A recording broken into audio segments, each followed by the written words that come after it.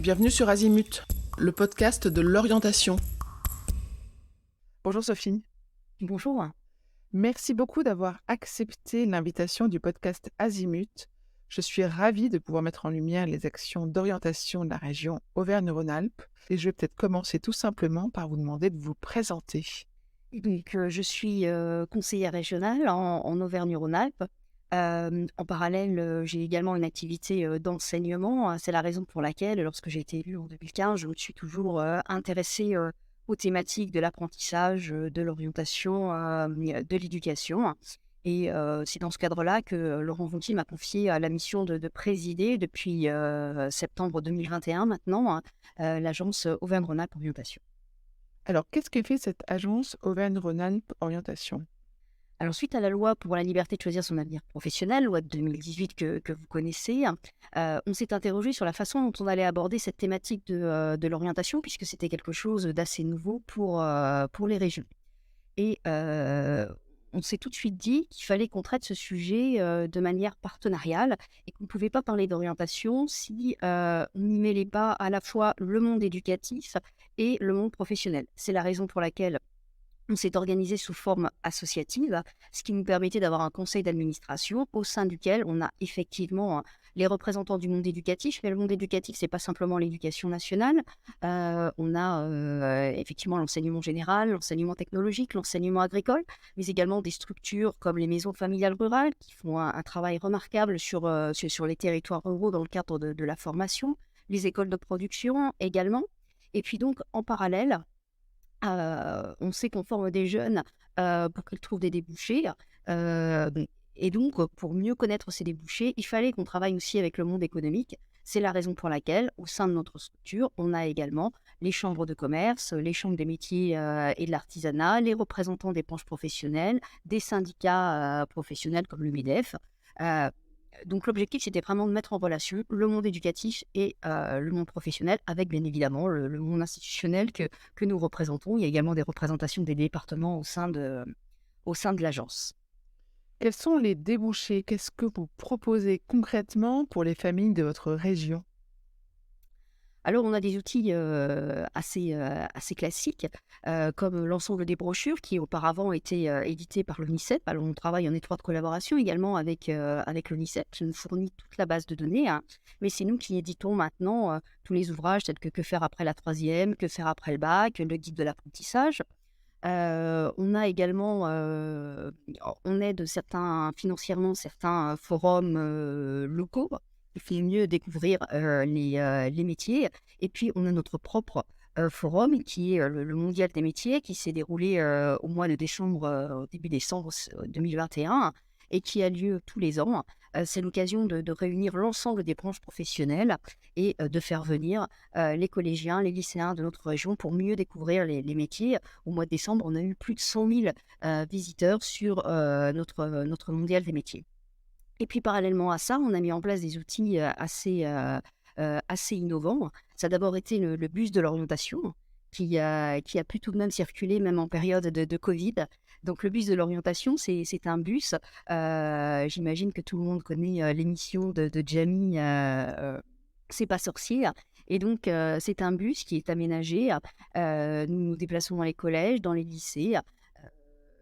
Nous avons à l'intérieur de ce bus, il y a déjà 2 animatrices, 2 personnes pour diriger les jeunes. On a des outils numériques, on a de la réalité, virtuelle et donc les jeunes peuvent découvrir les métiers en étant immergés dans ces métiers puisque, à travers des casques de réalité virtuelle, on est vraiment au cœur des métiers. Moi, j'ai vu par exemple celui sur l'aéronautique, on a l'impression de conduire, de piloter un avion. Et donc ce bus ayant énormément de succès, on a mis en place depuis l'année dernière une caravane des métiers. Il se trouve que beaucoup de branches professionnelles ont également des bus spécialisés qui font découvrir les métiers. Et donc l'année dernière, on a eu la première édition de la caravane des métiers. Donc il y avait le bus vivant, par exemple, pour découvrir les métiers de l'agriculture, le bus, un bus sur les métiers du BTP. Il y avait une dizaine de branches, de métiers de branches professionnelles qui étaient, représentées et donc le bus se déplace dans tous les départements de la région pendant une quinzaine. Et on fait découvrir, les métiers à travers cette caravane. Donc la seconde édition aura lieu très prochainement et cette caravane des métiers, se déplacera tous les ans, au printemps pour faire découvrir en région, hein, les différents métiers de manière, immersive. On a aussi, créé une école, l'école, TUMO. On sait qu'aujourd'hui le numérique est présent, dans tous les secteurs, d'activité, hein. Et on s'est également dit qu'il fallait, avoir une approche différente sur ces métiers, du numérique et puis, casser un peu les codes, si je puis, m'exprimer ainsi, et hem et on a voulu rendre le numérique accessible à tous. On sait que ce sont des métiers vers lesquels ce sont plutôt des jeunes garçons, qui se dirigent vers ces métiers. Ce sont des personnes qui sont issues plutôt de filières scientifiques. Or, le numérique est présent partout et est accessible à tous. On a donc créé une école qui s'appelle l'école TUMO parce que c'est une école qui nous vient, qui a été inventée par des Arméniens et la première école a été implantée en Arménie. Et donc, on enseigne le numérique aux jeunes de 12 à 18 ans. C'est gratuit et c'est une manière ludique d'apprendre le numérique à travers des logiciels particuliers et surtout à travers des matières artistiques. C'est-à-dire euh, on apprend le numérique à travers la musique, à travers le cinéma, à travers la vidéo, à travers aussi la robotique. Et donc, c'est une forme tout à fait nouvelle d'appréhender cette thématique.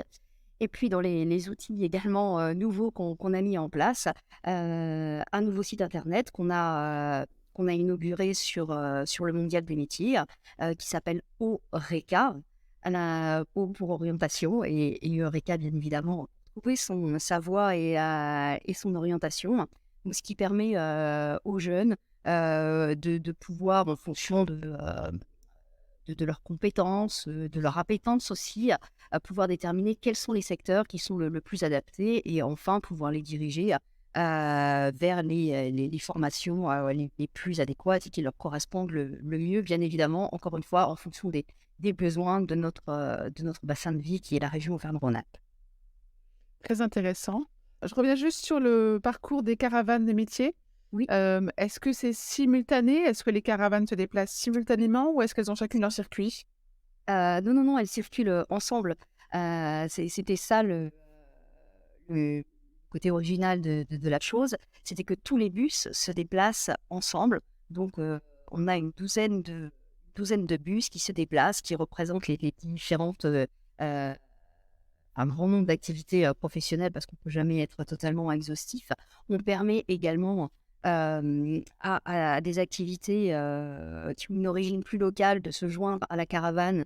Par exemple, quand on va dans l'Ain, on sait que c'est un secteur dans lequel la plasturgie est très importante, donc on va permettre, il y a un bus, de la plasturgie, mais on va permettre peut-être à des entreprises locales de venir se joindre, à la caravane pour que, il y ait aussi ce côté plus local. Quelles sont les entreprises qui recrutent, dans un secteur géographique déterminé? Ok, très intéressant, merci beaucoup. Toutes ces informations sur les circuits, j'imagine qu'elles sont à la fois connues par les lycées, les collèges dans lesquels les bus se déplacent, mais également peut-être sur votre site. Tout à fait. Présent sur le site et comme je vous l'ai dit, nous on travaille de manière partenariale. Donc le rectorat, nous aide dans l'information qui est véhiculée puisque, le rectorat envoie des courriers à l'ensemble des collèges, des lycées pour que, les lycéens, les collégiens puissent se déplacer à la fois, pour accueillir le bus de l'orientation qui se déplace tout au long de l'année dans les collèges et les lycées et pour venir, effectivement sur la caravane, des métiers. Est-ce que vous savez s'il y a des réseaux sociaux qui sont activés pour communiquer ces informations-là?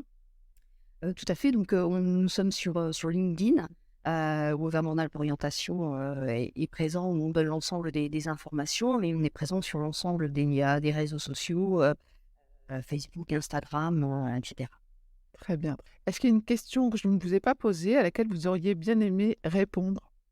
Nous, je crois qu'on a été, assez, exhaustifs sur la présentation de l'agence. Enfin, pour nous, ce qui était vraiment important, c'était ce travail partenarial et vraiment mettre en relation le monde éducatif et le monde professionnel. Ça, pour nous, c'était déterminant, c'est notre ADN. On ne peut trouver des solutions que si on travaille ensemble. Et effectivement, être sur un domaine d'information qui est relativement classique à travers des forums, à travers toutes les revues que nous pouvons éditer, mais on reste toujours en éveil. On essaie d'avoir des outils qui soient le plus possible adaptés aux jeunes, à notre public, mais aussi aux parents. On veille tout particulièrement à pouvoir associer les parents dans les actions que l'on peut mener et notamment dans les forums que l'on subventionne. On veille à faire en sorte que les parents puissent être associés à l'organisation de ces forums, puisqu'on sait qu'ils sont des acteurs déterminants dans l'orientation des jeunes. Très intéressant. Merci beaucoup. Merci. Merci à vous.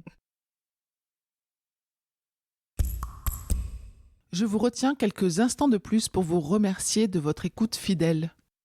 Les nombreux messages que vous nous envoyez nous touchent beaucoup et nous lisons toujours les avis que vous nous laissez sur Apple Podcast avec émotion. Si ce n'est pas encore fait, allez nous déposer 5 étoiles et rédiger votre commentaire sur Apple Podcast et sur Spotify. Vous pouvez également vous abonner pour avoir les épisodes dès leur sortie. Et surtout, partagez l'existence du podcast autour de vous. Parlez-en. Pour bénéficier d'une lecture d'épisodes par thématique, nous vous recommandons d'aller sur notre site azimut-podcast.com. Vous verrez, tout y est très bien classé. Je vous souhaite une bonne journée ou une bonne soirée et à bientôt sur Azimut.